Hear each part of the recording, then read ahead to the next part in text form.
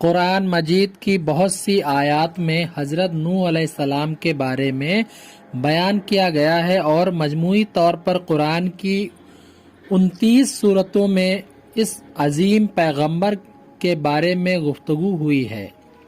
ان کا نام 43 مرتبہ قرآن کریم میں آیا ہے۔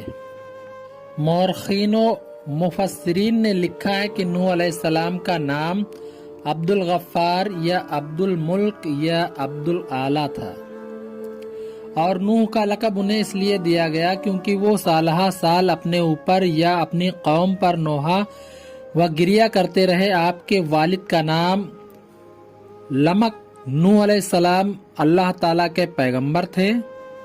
آپ نے تقریباً 950 سال تک لوگوں کو اللہ کی طرف بلایا، مگر آپ کی قوم کا جواب یہ تھا کہ آپ بھی ہماری طرح عام آدمی ہیں۔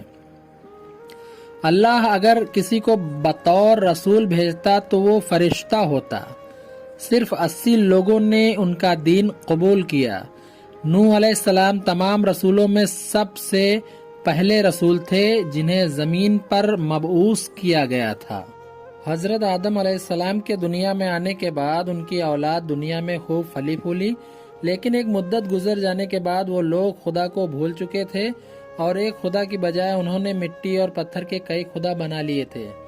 نہ صرف ان کی عبادت کا گاہیں بتوں سے اٹی پٹی پڑی تھی، بلکہ ہر گھر میں بت رکھے ہوئے تھے جن کی وہ پوجا کرتے تھے اور ان سے مرادیں مانگا کرتے تھے۔ نوح علیہ السلام نے اپنی قوم کو اللہ تعالیٰ کے احسانات جتلا کر سیدھے راستے پر چلنے کی تلقین کی اور اس بری راہ سے منع فرمایا، اور ان لوگوں نے حضرت نوح علیہ السلام کا مذاق اڑایا اور کہا، بھلا یہ بتاؤ کہ تم نبی کیسے بن گئے؟ تم تو ہمارے جیسے گوشت پوست کے بنے ہوئے انسان ہو اور ہم ہیں۔ تم میں ایسی کون سی چیز ہے جس سے ہم تمہیں نبی سمجھیں؟ اور اگر خدا کو نبی ہی بھیجنا تھا تو وہ کسی فرشتے کو نبی بنا کر بھیج دیتا۔ نوح علیہ السلام نے اپنی قوم کو اللہ کے احسانات جتلائے اور کہا کہ تم کو چاہیے کہ ان بیکار بتوں کی پرستش چھوڑ کر ایک خدا کی عبادت کرو، اور میں اس کی تم سے کوئی اجرت نہیں مانگتا، تمہاری ہی بھلائی کے لیے تم کو نصیحت کرتا ہوں۔ نوح علیہ السلام نے کوئی 950 سال تک اپنی قوم میں وعظ و تبلیغ کی اور کوشش کی کہ وہ خدائے واحد کے سچے پرستار بن جائیں، مگر ان پر کوئی اثر نہ ہوا، بلکہ نوح علیہ السلام وعظ فرماتے تو ان کو مذاق مستی میں اڑاتے، کانوں میں انگلیاں ٹھوس لیتے تاکہ ان کی آواز کانوں میں نہ پہنچ جائے۔ صرف چند لوگ تھے جو آپ پر ایمان لائے۔ قوم کی یہ سرکشی اور نافرمانی دیکھ کر نوح علیہ السلام نے اپنے رب کو پکارا کہ اے اللہ، میں تو اس قوم سے تنگ آ گیا ہوں، اب تو ہی ان سے بدلہ لے۔ اللہ تعالیٰ نے حضرت نوح علیہ السلام کو حکم دیا کہ ایک کشتی بناؤ، اور یہ بھی حکم دے دیا کہ دیکھنا اب کسی کی سفارش نہ کرنا، اب ان پر کوئی ضرور عذاب نازل ہو کے رہے گا۔ حضرت نوح علیہ السلام خدا کے حکم کے مطابق کشتی بنانے میں لگ گئے۔ جب آپ کشتی بنا رہے تھے تو قوم کے لوگ اس کا مذاق اڑا رہے تھے، تانے کس رہے تھے کہ کل تک تبلیغ کر رہے تھے، آج بڑھائی بن گئے۔ کبھی کہتے کشتی تو بنا رہے ہو لیکن دریا کہاں سے لاؤ گے کشتی چلانے کے لیے؟ حضرت نوح علیہ السلام اپنے کام میں لگے رہے۔ جب کشتی بن کر تیار ہو گئی تو خدا نے حکم دیا کہ اپنے اہل و عیال اور لوگوں کو کشتی پر سوار کر لو، مجھ پر ایمان لے آئے ہیں جو وہ لوگ، اور ہر جانور کا ایک جوڑا بھی کشتی میں رکھ لو۔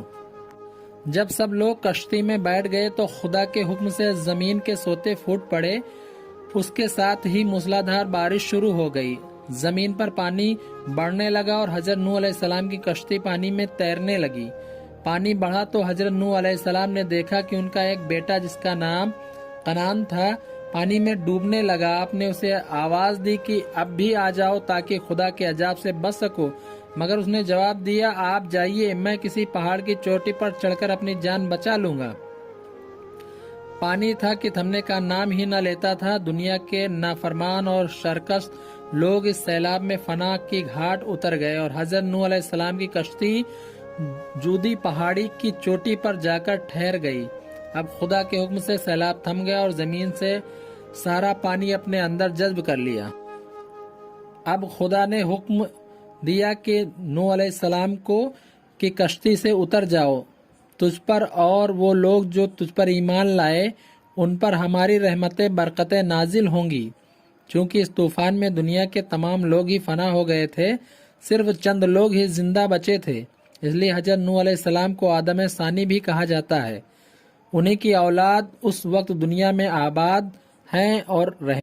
नूह अलैहिस्सलाम के 3 बेटे तूफान में बच गए थे क्योंकि वो मुसलमान थे।